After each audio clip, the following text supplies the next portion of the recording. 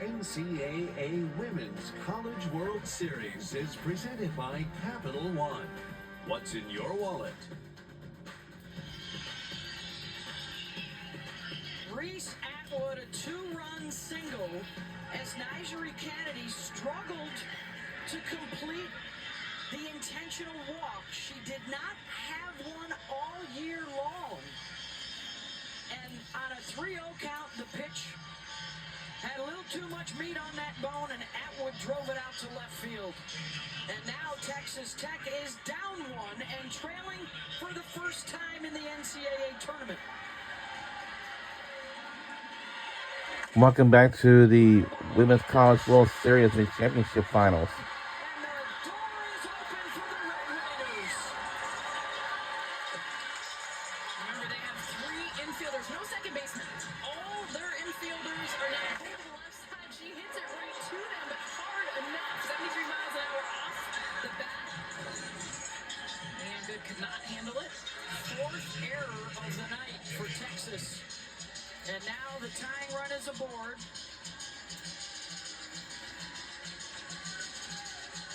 Demi Elder.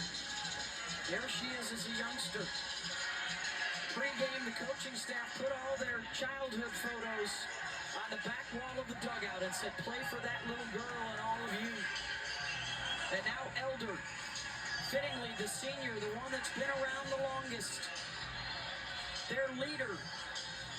We'll take you back a couple nights, 7th inning after Oklahoma hit a home run to tie the game. Demi gathered the team together and said, all you coaches, get out of here. And she led the players-only meeting. This game isn't over. We've got bats and outs to work with. And they rallied to walk it off and beat Oklahoma in the 7th. Can they score again in the top? Because I was kind of a little cold right now. All right. Typically, you would think, all right, possible bunt situation, but remember, he is already pinch hit for his 8-9 hitters. Yeah, you're moving a runner into scoring position for the bottom of your lineup. When Demi Elder, you want to trust her bat. Since returning from a quad injury, this team is 30-3. You talked about her leadership, Beth. It's also been her bat, her defense, so much that she brings this Tech team. 1-0 from Tegan Kavan, who still has not given up an earned run here at the World Series. 1 down. 2 outs for Texas Tech to work with. Game 1, best of 3 in the finals. Looks like another pinch hitter coming up. Anya Herman will come up, the freshman from Austin. How about this moment for her? Well, and this means that Victoria Valdez is going to be burned.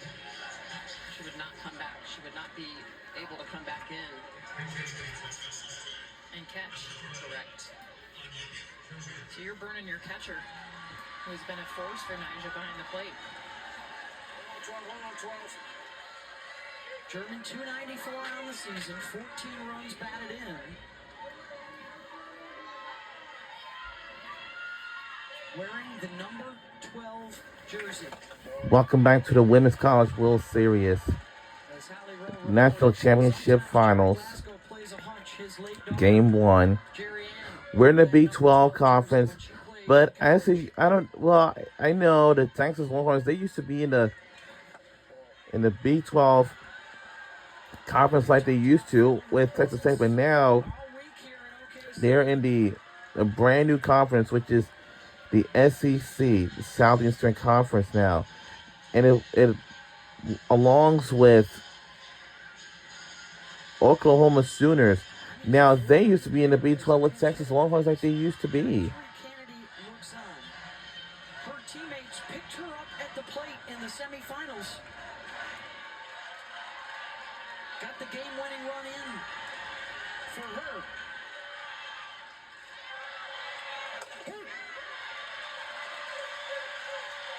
For a strike from Kavan. That's a big-time pitch for Kavan at a 2-0 deficit to come back on the inner half.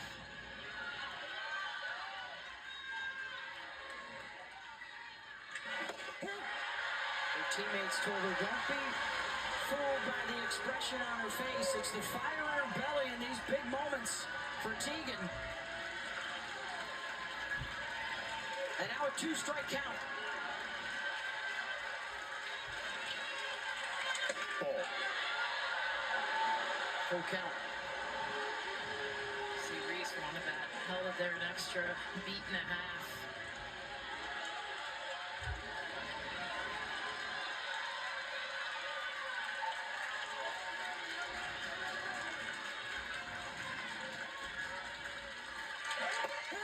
Called strike 3.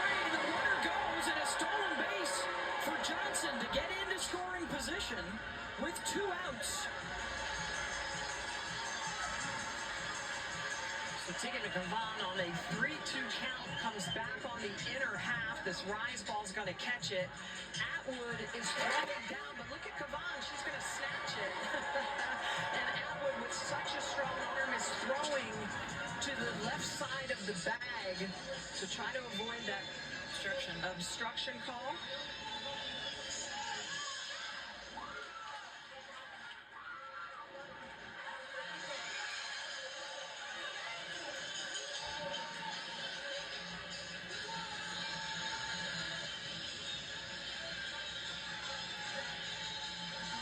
No announcement yet from the umpires as to what they're looking at. The assumption would be whether or not. For clarification, there is umpire interference on the play. By rule, the runner returns to first base. So umpire interference will send Johnson back to the base.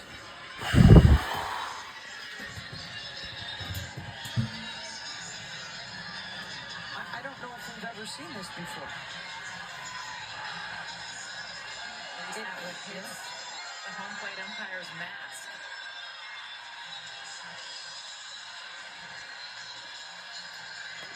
Her elbow grazes the mask of Steve Gould.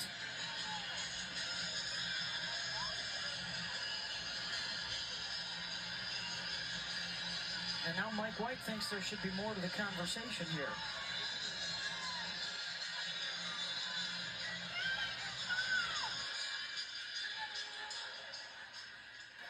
Chelsea The ruling Clark. on the field is that there was not batter interference. Texas is challenging that ruling. The play is under review. Why is Texas challenging What is? batter interference? Well, she struck out, so she had to go back.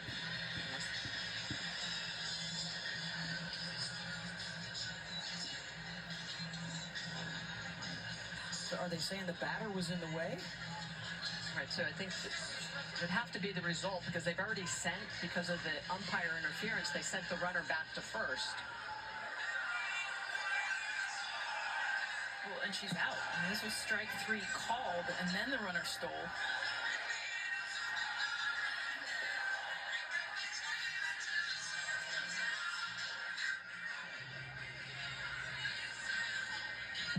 Let's bring in our rules analyst, Christy Cornwell, here. Well, there are a lot of layers to this. First, we have a delayed dead ball when the catcher rears back and hits the umpire on the throw because the catcher's arm hitting the umpire interfered with the catcher's ability to complete the throw.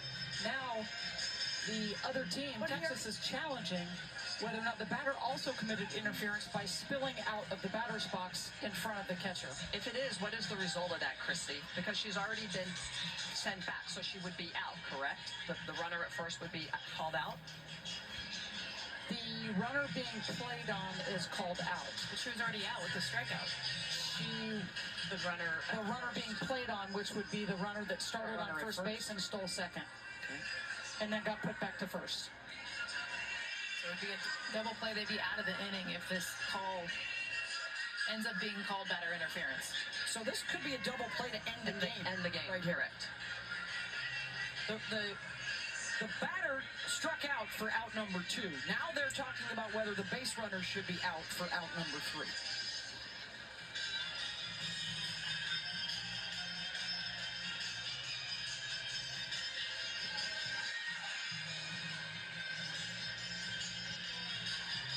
Anya Gorman is putting on the catcher's gear because they will need a new catcher as they go to the bottom of the 7th inning.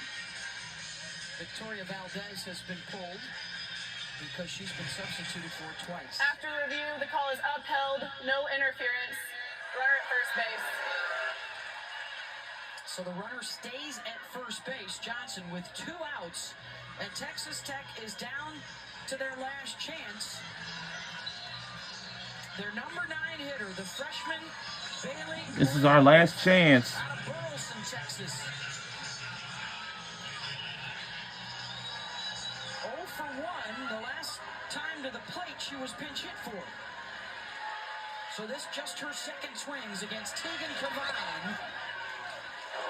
Hit and run was on, and it's fouled away. Well, they're going to do everything they can to try to get Johnson into that scoring position. At this point, they still need a couple of hits or a hit in the gap in order to score her from first. But this is risky because we know Reese Atwood has a cannon behind the dish. Game time run aboard, top 7.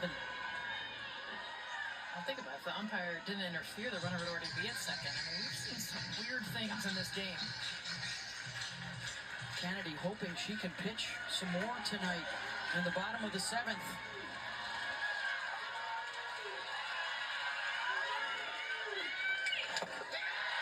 Vandermuth riffs on the rise, 0-2. And Tegan Cavine is trying for her 3rd straight complete game shutout as a starter here at the World Series. Pops it up. Well, it happened. And we lost the game. Wow. Oh, boy. Wow.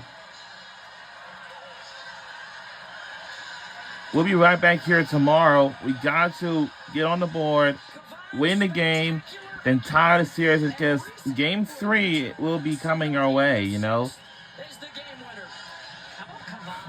The final score is 1-2. They take her rise ball away from her in the first part of the game. She rolls a lot of ground balls, is able to come back with the rise later in the game. Just a really gutsy performance by Tegan Cavine. And let's take a look at our Capital One rewarding performance. It's going to take you back to the most unique way to take a lead. Reese Atwood trying to get intentionally walked. Nyjah Kennedy having a hard time doing it. Look at this pitch. This is so close to the strike zone. It tells Atwood, okay, if I see something close, I'm going to swing. 3-0, what should have been ball 4. She hits it into the 5-6 hole to score 2 runs in the bottom of the 6th inning, and that is the reason why the Longhorns are in this game. 2-1 Texas, a winner over Texas Tech. Now, Texas Tech's got one more win away for, you know. As we get set to go to SportsCenter with SVP coming up. We'll see you all tomorrow night. Have a good night, everybody. Good evening. Welcome to SportsCenter from the nation's capital. We have a packed show on the way. Holly Rowe will join us with the star of the game. Finals preview on the eve of the Pacers Thunder. Reaction as well from Edmonton.